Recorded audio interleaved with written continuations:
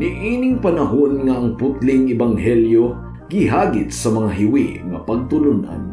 Kinahanglan mo barug ang mga tinunan ni Kristo sa pagpakigbisog sa paglaban sa pagtuo nga makausa ug alang sa tanang panahon gihatag sa Dios ngadto sa iyang katawhan. Maoy hinungdan nga namugna kining tulumanon ang putling ebanghelyo. 30 minutos nga pagsabwag sa tinuod nga ebanghelyo kauban ni Pastor Jeremias Hangad. Ang putling ebanghelyo tulumanon nga gihatod kaninyo sa Unidos Community Bible Fellowship sa Unidos Plaridel, Misamis Occidental. Ang putling ebanghelyo, ang putling ebanghelyo, ang putling ebanghelyo.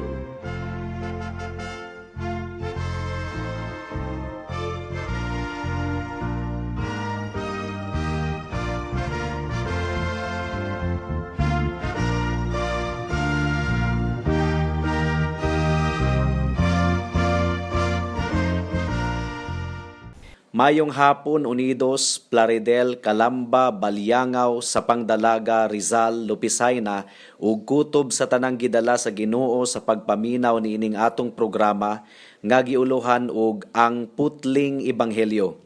Sa makausapa kini ang inyong igsuon og higala sa kahanginan si Pastor Jeremias Lauri Hangad sa Unidos Community Bible Fellowship, dinuyugan sa iglesia nga nag-sponsor niining atong programa, ang Salitran Covenant Bible Church sa Barangay Salitran, Dakbayan sa Dasmariñas, Probinsya sa Cavite. Akong gipaabot ang akong pagpanimbaya sa akong lolo nga si Isabelo Lauri Sr. sa New Loc, Plaridel, sa akong mga maestro ug maestra ug mga kabatch 1997 sa Liberation Institute ug sa mga classmates usab nako sa Aquino Elementary School sa Unidos. Ang atong teksto ning takna sa kahaponon makita sa mga Buhat Kapitulo 26, versikulo 12 hangtod sa 18. Ang giingon diri: Mao kini ang akong tuyo sa pag-adto sa Damasco, uban sa awtoridad ug mga sugo sa mga kadagkuan sa mga pari. Unya sa udtong tutok samtang nagpanaw ako, kamahalan, nakita ko gikan sa langit ang kahayag nga sulaw pa kaysa adlaw nga midanag libot kanako ug sa akong mga kauban. Nangatumba kaming tanan sa yuta ug nadungog ko ang tingog nga misulti kanako sa pinulungang Hebreyo. Saulo, Saulo, nganong gilutos mo ako? Ikaw ra ang masakitan sa imong pagtindak sa talinis nga butang. Kinsa ka man, Ginoo, nangutana ako. Ug ang Ginoo mitubag, ako si Jesus nga imong gilutos. Apan tindog, kay nagpakita ako kanimo aron himuon ko ikaw nga akong sulugoon. Isulti sa uban ang imong nakita karon ug ang ako unyang ipakita kanimo. Panalipdan ko ikaw gikan sa katawhan sa Israel ug sa mga dili Hudiyo nga mao ang katawhan nga paadtuan ko kanimo. Ikaw magpabuka sa ilang mga mata ug magtultol kanila gikan sa kangitngit ngadto sa kahayag ug gikan sa gahom ni Satanas ngadto sa Dios aron pinaagi sa ilang pagtuo kanako, mapasaylo ang ilang mga sala ug madawat nila ang ilang dapit uban sa katawhan nga gibalaan sa Dios. May the Lord bless the reading and hearing of His word. Kung nahinumduman ninyo ang pamalandong sa pulong sa Ginoo ni adtong miaging simana, mga kahigalaan, adunay duha ka mga butang nga kasagarang ipadala sa Dios ngadto sa mga katawhan aron makapamalandong ang mga dili mamalandong. Una, ang sungkod nga talinis. Usa ka sungkod nga ang pikas tumoy gibutangan og talinis nga puthaw aron pakuratan kita, aron kita mamalandong. Kita nga mga dili kasagarang maminsar sa kinabuhi, makapaminsar. Ug sa grasya sa Ginoo, matinud-anon kayo siyang magpadala kanato og talinis nga sungkod, aron musibog kita gikan sa una natong nahimutangan ngadto sa mas maayong pwesto. Ikaduhang instrumento nga ginapadala sa Dios kanato mao ang lansang aron kita malansang sa bag-o ug insaktong pwesto nga atong nasibugan aron dili na kita maukang pa gikan niini. Ang sungkod nga talinis mao ang pulong sa Dios nga mupasakit sa atong pagbati ug maingon man usab ang probidensya sama sa coronavirus. Mao kini ang atong pamalandong niadtong miaging semana. Dili gustong pamalandungan sa mga tawo ang Ginoo.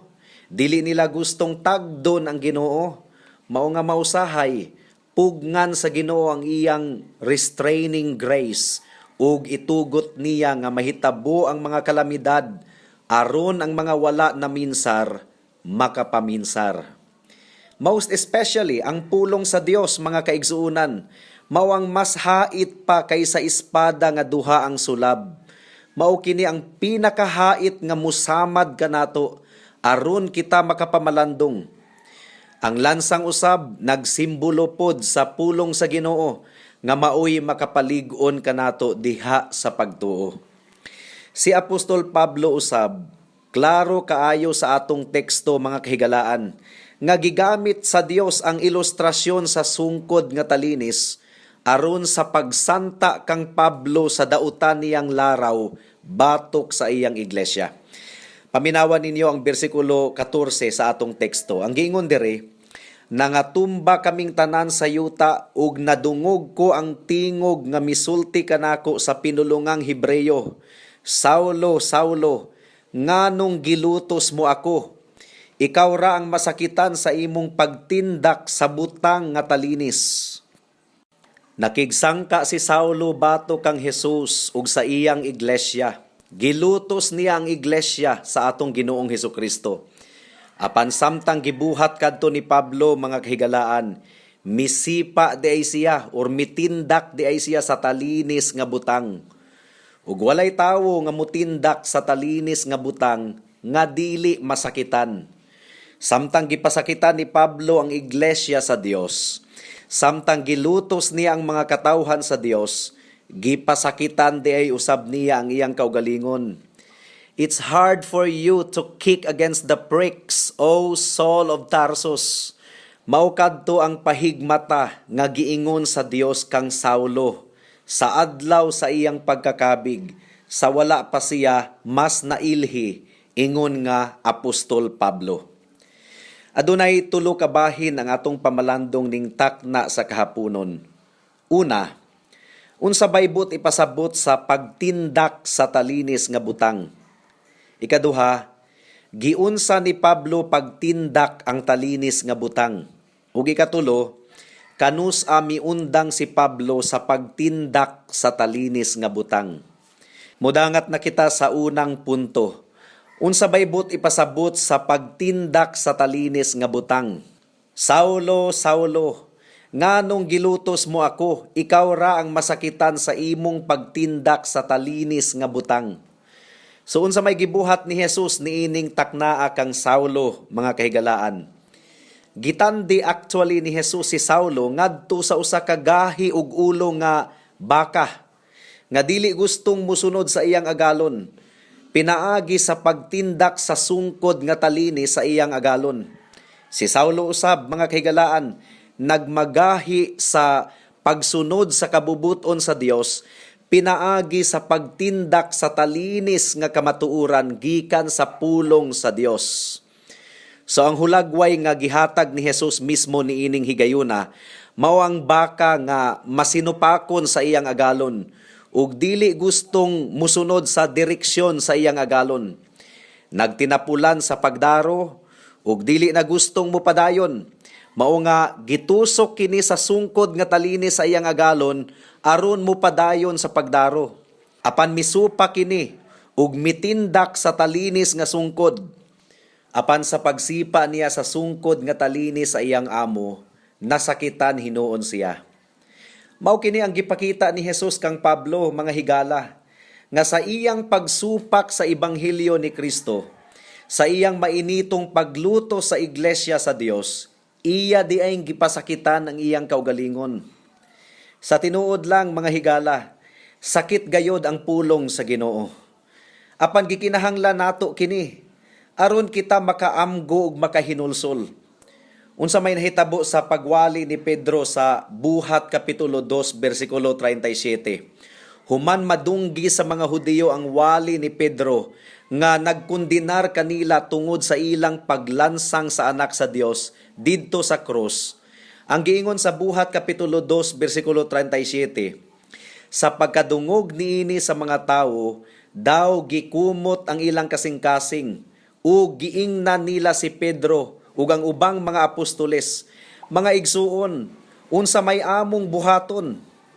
So nasakitan ang ilang kasing-kasing. They were pricked in the hearts.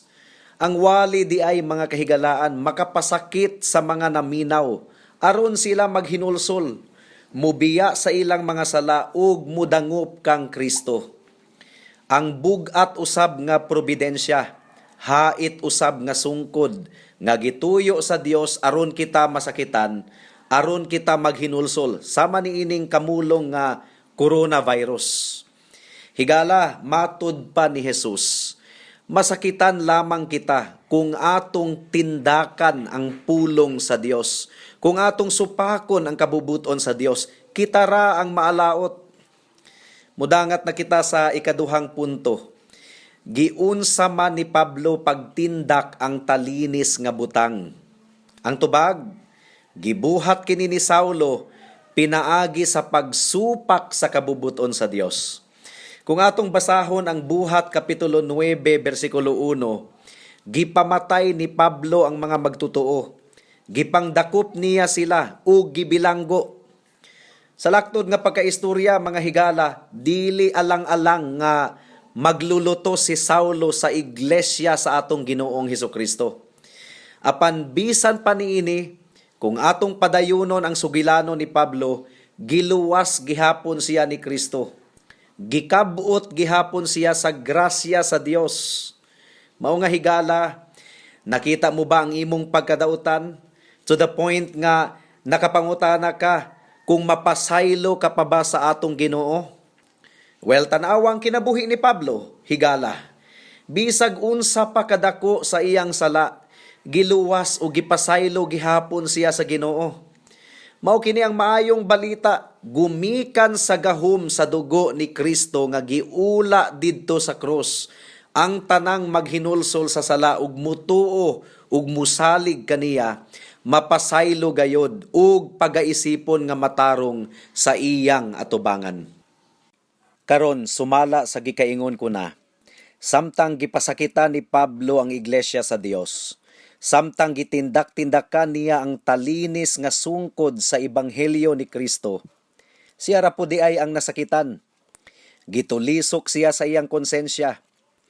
Kadto di ay tibuok nga wali ni Esteban sa Kapitulo 7 nga iyang nadunggan ug iyang gibalibaran, mitulisok kadto sa iyang konsensya. Kadtong iyang pag-aprobar sa kamatayon ni Esteban, mitulisok di ay kadto sa iyang konsensya. Ug sa dihang gibato sa mga Hudiyo si Esteban, samtang nagsudong si Pablo ni adto, labi na tungod kay nadunggan niya ang pag-ampo ni Esteban alang sa iyang mga maglulutos. Apil na si Pablo. Sa wala pa namatay si Esteban, misinggit siya og, Ginoo, ayaw og isipa bato kanila kining salaa nga ilang gibuhat. Samtang nadunggan kadto ni Pablo, mga kahigalaan, gitulisok di ay ang iyang konsensya. Ang tanang tawo adunay konsensya nga gibutang sa Dios sa ilang kinasuluran. Ang konsensya mao'y nagsulti kanato nga dunay Dios, ug ang konsensya usab ang naghatag kanato og kahibalo tali sa maayo ug dautan.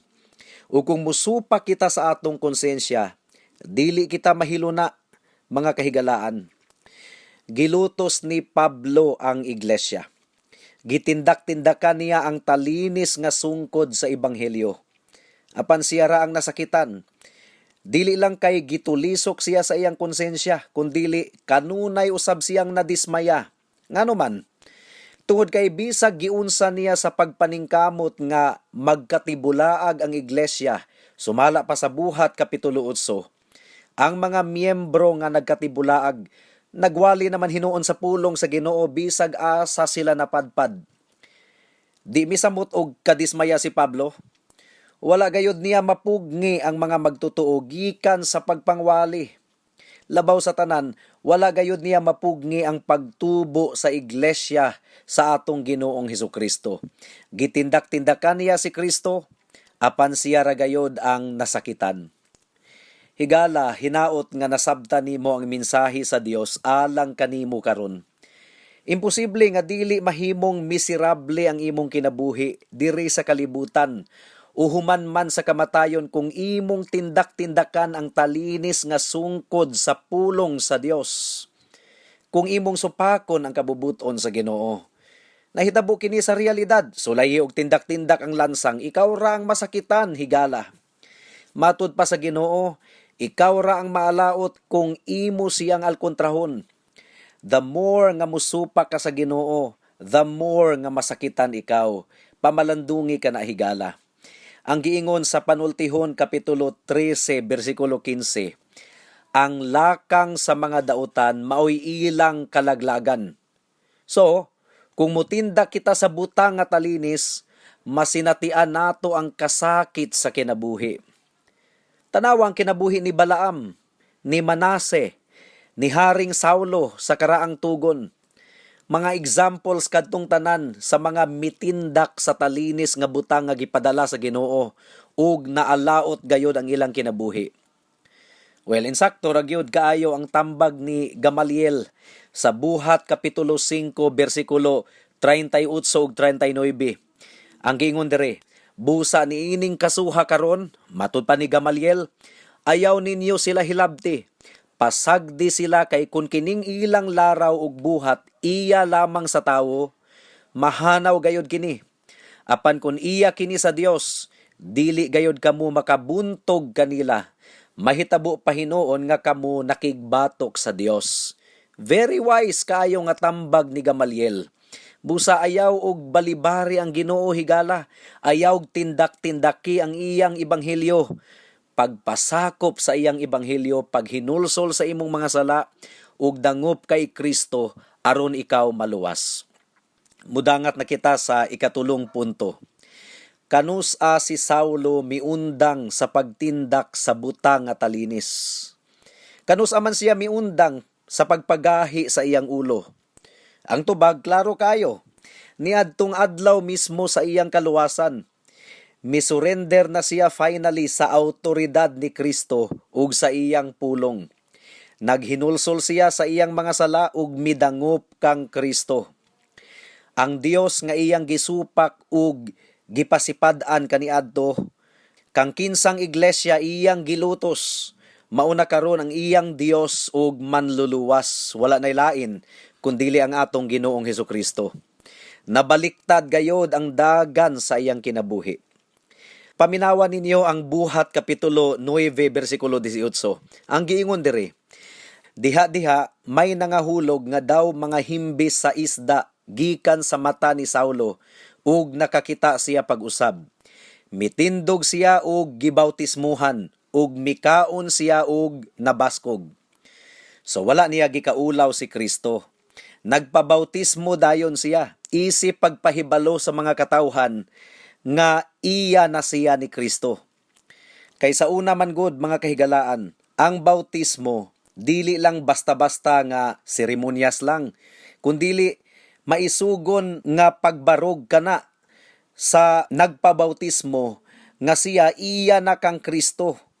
Pwedeng patyon ang nahimong Kristohanon before, labi na kung magpabautismo na, it meant death.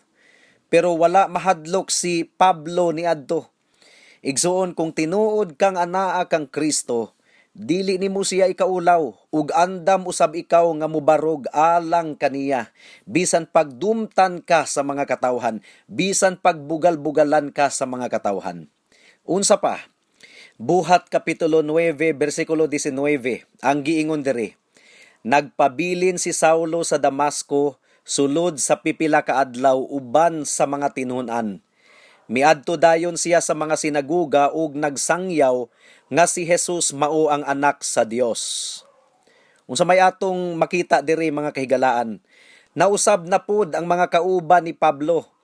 Kaniadto ang iyang mga kauban puros mga manlulutos sa iglesia. Apan karon ang iyang mga kauban, mga tinun-an na ni Kristo. There is a sudden change of company. There is a sudden change of companions.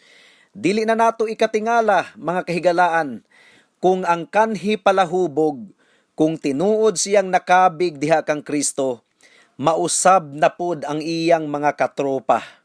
Dili na ang mga panon sa mga bisyuso ang iyang mga kauban, kundili mga kaigsuuna na diha sa panimalay ni Kristo.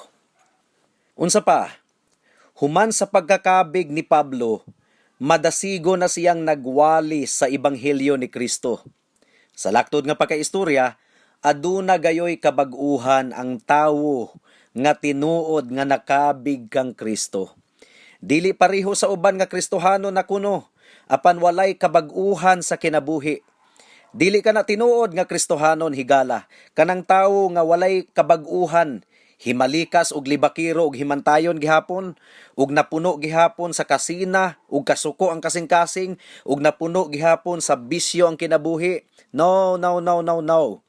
Ang giingon sa ikaduhang Korinto kapitulo 5 bersikulo 17, if anyone is in Christ, he is a new creation.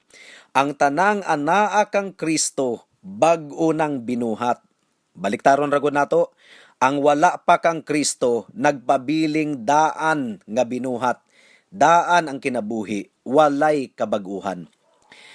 Apan reminder lang sa mga Kristohanon nga naminaw karon. Posible ba nga ang tinuod nga anak sa Dios mutindak-tindak pod sa buta nga talinis, nga ang buti pasabot musupak usab sa kabubuton sa Ginoo? Well, mao kini ang subo nga kamatuoran. Posible gayod kaayo. Kung atong tun-an ang kinabuhi ni Haring David, sulod sa siyam ka bulan, nagkinabuhi siya sa sala. Gipapatay niya ang bana ni Bathsheba, ug iyang gikabit si Bathsheba. Ug sumala pa sa Salmo 32, samtang nagpagahi si David sa iyang kasing-kasing, samtang nagtindak-tindak siya sa talinis nga butang, nasinatian niya ang bugat nga mga kamot sa Ginoo nga batok kaniya. Nawala ang iyang kalipay sa iyang kaluwasan. Si Samson usab, niadtong nagpagahi sa iyang ulo, nawala ang iyang kinabuhi. Mao nga kinahanglang magmabinantayon kita kanunay mga kaigsuunan diha kang Kristo. Apan sama kang David nga mitipas gikan sa tulid nga dalan ug nahulog sa pagpakasala. Apan naghinulsol pag-usab ug nakadawat sa tumang kapasayloan gikan sa Dios. Well, nagsaad usab ang Dios kanimo, igsuon nga nasalaag, ug bisan pa nimo higala nga wala pa kang Kristo. Sa Isaias kapitulo 1 bersikulo 18, nga bisan pag-unsa pa kapula ug dagtom pula ang imong mga sala, mahimo kining papution sa Dios sama sa niebe. Kung ikaw maghinulsol ug mudangop lamang kang Kristo alang sa kapasayloan sa imong mga sala, ang dugo ni Kristo maoy igong basihan alang sa imong kaluwasan. Ang giingon sa Salmo 2 kapitulo 11 bersikulo 12, alagari ug kahadluki ang Ginoo, pangurog kamo ug yukbui ninyo siya, aron dili siya mapungot kaninyo ug pamatyon kamo, kay ang kasuko niya dali rang musilaob. Bulahan ang mudangop kaniya aron iyang panalipdan. Well, mao kini ang gibuhat ni Apostol Pablo finally, mga kahigalaan. Gipasakitan sa Dios si Pablo aron siya mudangop kaniya. Ikaw usab higala, pipila na ba kahigayon nga gipasuan ka sa Ginoo aron ikaw makig-uli kaniya? Kining coronavirus, usapod kini kamatang sa talinis nga sungkod. Ayaw kinig tindak-tindaki higala, ayaw kini og sayanga. Ang sakit nga pagbadlong gikan sa pulong sa Dios, ayaw gayod pagtindak-tindaki higala. Ikaw ray maalaot kung buhaton nimo kini. The Lord cared enough for Paul. That's why He goaded him. And most of all, mga kahigalaan, nahangawa gayod ang Dios alang sa mga makasasala to the point nga iyang gipadala ang iyang bugtong anak nga si Hesukristo aron maoy musalo sa tanang tunglo sa Dios batok sa kasalanan. Si Kristo maoy midawat sa tanang mga kasakit aron kita makalikay sa walay katapusang kasakit didto sa dagat nga kalayo sa impyerno hangtod sa kahangturan. Giula ni Kristo ang iyang dugo aron kita maluwas gikan sa pagkaulipon sa kasalanan. Atong tapuson kining pamalandong ning takna sa kahaponon pinaagi sa pagpahinumdom kanato sa kamatuoran mahitungod sa katakos ni Kristo sa pagluwas sa tanang makasasala nga mutuo ug mudangop kaniya. Kung muluwas si Kristo sa mga makasasala higala, wala siya nanginahanglag mga assistance o tabang sa ubang mga tawo. Adunay gahom si Kristo sa pagluwas sa iyang kaugalingong katakos ug kusog. Bisag unsa pa kagahi ang kasing-kasing sa tawo, mahimo kining pahumuko ni Kristo. Bisag wala nay paglaom ang usa ka makasasala sa pananaw sa mga tawo, adunay gahom si Kristo sa pagluwas ug pagtul-id ni anang tawhana. Ang balaang dugo ni Jesus ug ang iyang pagkamatarong maoy mahimong biste sa tanang mga makasasala nga mituo kaniya nga may paghinulsol sa tanang mga sala alang sa grasya sa kaluwasan. Ayaw dudahi si Kristo higala. Ayaw og kaminusi ang iyang gahom sa pagluwas. Dangop kaniya ingon nga makasasala nga nanginahanglan sa iyang grasya. Andam siya sa pagdawat kanimo kung musalig lamang ikaw kaniya. Buhata kini karon samtang wala pa mabugto ang imong kinabuhi. Sa sakit ba? O sa disgrasya? O sa katigwangon? O sa coronavirus? Amen. Hangtod din hilang kita taman sa atong pagtuon karong taknaa tungod kay wala na kitay oras pa. Sa makausap pa, giimbitar ko kamo sa pagtambong sa atong panimbahon ugmang adlaw, adlawng Domingo, adlaw nga igpapahulay, 2:00 sa hapon sa panimalay ni Winstrog ni Conchita hangad sa Unidos. Daghang salamat.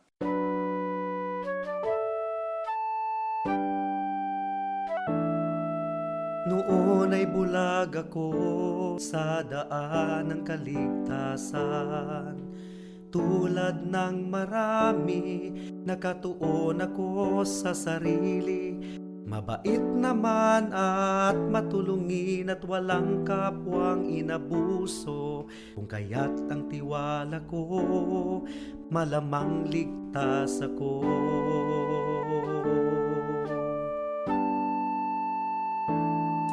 Ngunit ang isipan ko'y binuksan ng Panginoon. Bigat ng kasalanan ko'y pinakita niya sa akin. Dagdag pa ang aking puso, likas na sa Diyos ay umaayaw. Kung kaya't ako'y nabahala sa aking kaluluwa. Ano nga bang batayan ng katubusan at kaligtasan ng isang katulad kong makasalanan? Ngayon ay batid ko na ako'y walang magagawa upang ituwid ang aking kaluluwa. Sa harapan ng Diyos, ako'y tumawag kay Jesus at nagtiwala ng lubos sa Kanyang kapatawaran at awang puspos.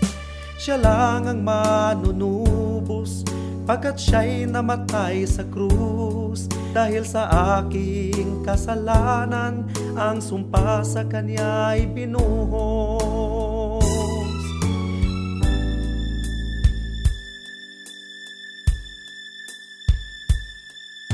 Ngayon ay tiyak ko na ang aking kaligtasan, aking nararanasan, tunay na kapayapaan. Ang puso ko'y binago niya, ang buhay ko'y inayos niya. Purihin si Jesus sa dakilang biyaya niya. Ang puso ko'y binago niya, ang buhay ko'y inayos niya. Purihin si Jesus sa dakilang biyaya niya. Alang sa dugang nga mga pangutana, mahimong mo text kang Pastor Jeremias hangad sa 0935 744 3030.